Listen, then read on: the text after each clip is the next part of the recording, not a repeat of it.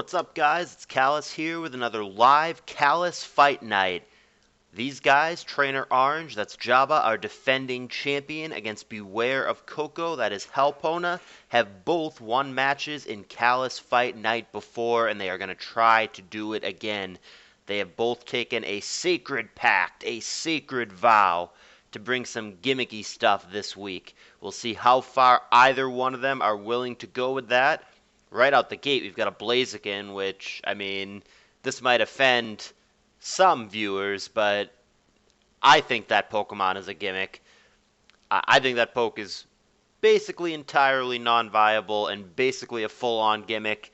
We will see if you guys agree. You can let me know in the comments, but that is the lead for Hellpowna. Jabba bottom side has the very much not a gimmick Zapdos, but that certainly doesn't mean there's not going to be some nonsense in the back.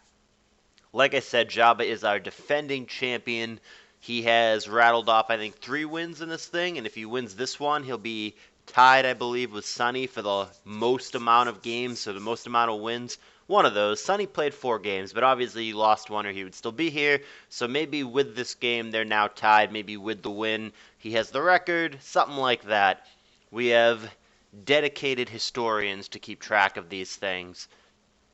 Are they waiting for me to give them the go-ahead? There we go. I'm glad they started.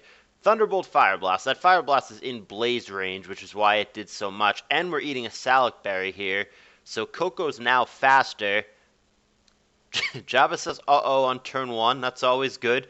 Here comes Gyra. Reversal. Psh, 13% with the Intimidate, the Fighting Resist, and of course the fact that the Blaziken is not at 1 HP or something like that. He does get a crit, though, on Fire Blast, which is lame for the Gyra. But as it turns out, the best Gyra counter in the game, Zapdos, is present on the team for Coco, so maybe the Gyarados wouldn't have done so much anyway, but still the crit is pretty lame.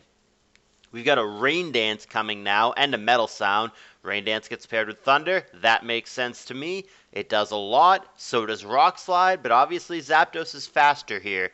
So Metagross on the back foot will die to Thunder should it stay in. Jabba figuring out what to do. Celebi coming in. That takes the Thunder fine. The question is, does Zapdos have HP Ice? Drill Peck? You want to talk full-on gimmick HP Bug, right? But that is not a thing. And that Celebi is looking dead. Dugtrio comes into a Psychic, takes a lot, fine and well, but he survives, and he gets the Hidden Power Bug off. Celebi will not survive. And pretty quickly, turn 9, and what feels like only a couple of minutes of real time, we've got ourselves a 5-5. Metagross comes into Dugtrio. Dugtrio is stuck, presumably anyway, on Hidden Power Bug. Stays in, goes Hidden Power Bug again, and Rock Slide will take out the Dugtrio. And here comes Alakazam. So Coco, in my opinion, has been pretty honest with his pack of going fairly gimmicky. Jabba has not looked super gimmicky so far, but again, still 2 pokes in the backs, nor do we know the set. Fire Punch takes out Meta. We've got a pretty fast and furious game here. 4 knockouts already, 11 turns in. I don't know why Gyra's coming in here. I guess he's just saying, alright, you obviously don't have Thunder Punch. And he scouts for it, but I was worried about that exact same thing happening. No, he doesn't have Thunder Punch, but you could just nail him with Psychic. He does scout out the HP Grass, though, so we know Fire Punch, Psychic, HP Grass. No idea if his last move is just Kama. Well, now we know. It is Substitute, and this is looking quite difficult for Jabba to deal with. There's the Psychic Knockout. Jabba might just be dead. He has nothing resembling a special wall. Gyra here is going to have to, I think, just have Roar. Or be jolly and faster after a rest. Or, he did rest. After a Dragon Dance is what I meant to say. Is he rest talk? Is that what's happening here? Okay. So with a cooperative sleep talk, he could deal with the Zam in theory. Oh, I don't like staying in for Coco. He risks losing the Zam here. I think the Zam actually sweeps otherwise. It ate what now? It ate its Papaya Berry? Okay, well, just kidding. I think Jabba's dead. Looking like a Papaya sweep here. Does he not have T-Tar? That is not a T-Tar. I think we are done here.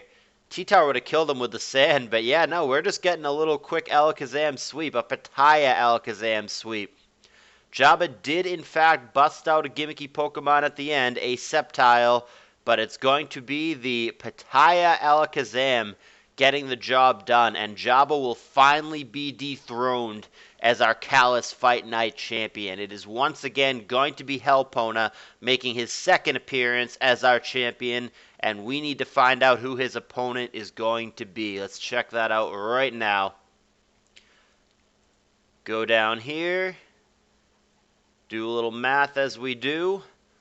22, 28, 33, 36, 39, 42, 44. Is that what we're looking at? I can't believe Genesis wanted to get in on this, but he did. Anyhow, 44, I believe, is what we got. 22 plus 6 is 28, plus 5, 33, 36, 39, 42, 44. Alrighty. So, random number generator. We'll do as we always do. Some huge number that it's not going to land on. We'll bring it down to 44, and we'll draw it one time only. Bam! Number 33. Who's that? 33. Let's see. Oh, man, it's making me, like, think and do stuff. 22, 28. Eh? Is it Zomog? I believe it is just barely Zomog. Is that right? 11, 22, 28. Yeah, I believe we've got ourselves some Zomog. Zomog against Hellpowna next week. SPL player Zomog with his 3-1 ADV record Zomog against Coco next week.